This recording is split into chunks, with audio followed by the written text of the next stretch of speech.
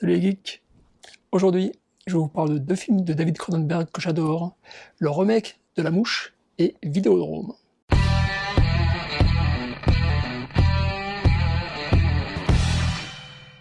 Autant je suis un fan de John Carpenter, autant j'adore les débuts de David Cronenberg. David Cronenberg est un réalisateur canadien, et ça se voit. Les films de Carpenter restent très calibrés pour le public américain. Le gentil est très gentil, le méchant est très méchant. Il n'y a pas vraiment de surprise à ce niveau-là. David Cronenberg, lui, se rapproche plus d'un Clive Barker dans son propos. Ses premiers films sont très dérangeants, car il y explore la chair, sous toutes ses formes. Ce que l'on voit, ce qui est caché, et les transformations de la chair. C'est pas vraiment pour rien que l'une de ses premières actrices était une actrice de porno. Malheureusement, dans les années 90, Cronenberg va quitter le terrain de l'horreur et de la SF pour se tourner vers le psychologique gnangnan. Et à mes yeux, le dernier bon film qu'il ait fait, c'est Dead Ringer, Faux Semblant, avec Jeremy Irons. Mais revenons à nos deux films.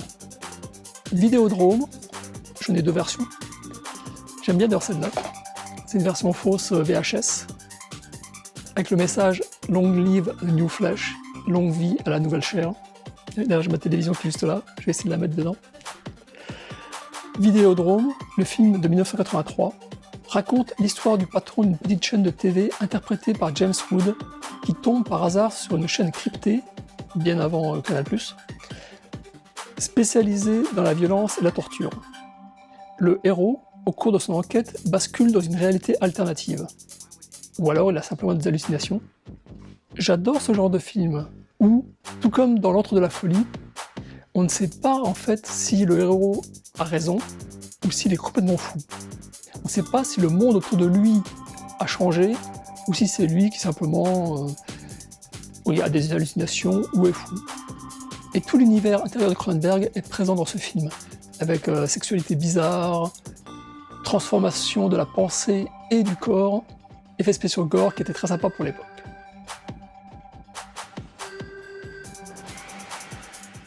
La Mouche, je l'ai 3 fois. En fait, celui-là, j'avais acheté un coffret où il y a le 1 et le 2. Le 2 est une abomination à la face de Dieu. On va dire ça comme ça. En fait, bon, sans spoiler, dans le 1, il y a un rêve, et évidemment, ils se sont servis de ce rêve pour dire que non, c'est la réalité, et donc c'est la base de départ du 2. Bref, c'est complètement stupide, et ne le regardez pas, ne l'achetez pas. Enfin bon, si vous pouvez le trouver pour 0 €, il n'y a pas de mal à se faire du bien, comme on dit. Donc, La Mouche, le remake. L'original, c'est un vieux film en noir et blanc. Je présume que tout le monde l'a vu. Tout le monde connaît cette image de l'espèce de savant fou avec une tête de mouche. C'est absolument ridicule, mais c'était sympa pour l'époque. À mes yeux, le remake de La Mouche, fait par Cronenberg, c'est un chef-d'œuvre. Voilà, le mot est dit. Cronenberg, en fait, prend le concept de base. Un chercheur fait une expérience de téléportation, mais suite à une erreur, son corps fusionne avec celui d'une mouche, et il perd progressivement son humanité. Et il y ajoute ses propres centres d'intérêt, et j'ai envie de dire ses propres névroses. Une fois de plus, les esprits évoluent et se transforment au cours du film, mais bien plus que ça, ce sont les corps qui se transforment. Et ces transformations sont transcendées par le jeu des acteurs et par les effets spéciaux.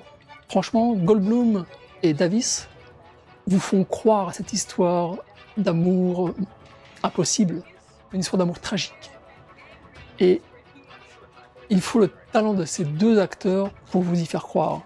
Et d'ailleurs, justement, les deux acteurs manquent dans la suite. C'est aussi une des raisons pour laquelle on n'y croit pas une seconde à la suite. Je vous conseille vraiment de voir ou de revoir ces deux excellents films, mais pas en famille. Vidéodrome, dans son propos, s'adresse à des adultes. Bon, même si je pense pas que ça va choquer grand monde, j'éviterai quand même de regarder ça avec des enfants relativement jeunes. Et puis, La Mouche, il y a des effets spéciaux qui peuvent nuire aux spectateurs qui ont l'estomac fragile. Voilà, c'est la fin de cette vidéo. J'espère qu'elle vous aura donné envie de voir ou de revoir ces films. Qu'est-ce que vous en pensez d'ailleurs? Mettez-moi un commentaire ci-dessous. Et puis retrouvez-moi sur les réseaux sociaux, Twitter, Instagram, Facebook. Je vous remercie de m'avoir suivi, je vous souhaite de bons films, et puis je vous dis à très bientôt. Ciao ciao!